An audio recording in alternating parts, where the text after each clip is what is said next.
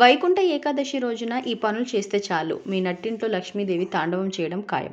వైకుంఠ ఏకాదశి రోజున శ్రీ మహావిష్ణువుకు అత్యంత ప్రీతికరమైన పూజలు, వ్రతాలు ఆచరించడం వల్ల సాక్షాత్తు మహాలక్ష్మీదేవి కటాక్షం పొందే అవకాశం ఉంటుంది. వైకుంఠ ఏకాదశి రోజున విష్ణు సహస్రనామాలు చదివినట్లయితే మీరు దీర్ఘకాలంగా ఇబ్బంది పడుతున్న పలు సమస్యల నుంచి బయటపడతారు.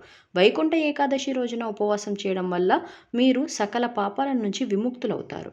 ఆర్థిక ఇబ్బందులతో బాధపడుతున్న వారు మహాలక్ష్మీదేవి కృప కోసం వైకుంఠ ఏకాదశి రోజున లక్ష్మీనారాయణుడిని దర్శించుకోవడం ద్వారా మీరు సకల కష్టాల నుంచి బయటపడే అవకాశం లభిస్తుంది.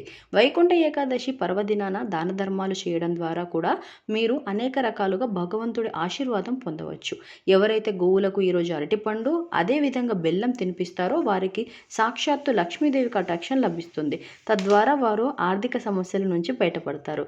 వైకుంఠ ఏకాదశి పర్వదినాన నది స్నానం చేయడం వల్ల అనేక రకాల పుణ్యఫలాలు లభించే అవకాశం ఉందని పురాణాలు చెబుతున్నాయి. అలాగే ఈరోజు పెద్దల ఆశీర్వాదం తీసుకోవడం వల్ల మీ జీవితంలో చక్కటి ఫలితాలను అందుకునే అవకాశం ఉందని శాస్త్రం చెబుతుంది. వీడియో నచ్చితే లైక్, షేర్ అండ్ సబ్స్క్రైబ్ చేయొచ్చు కదా.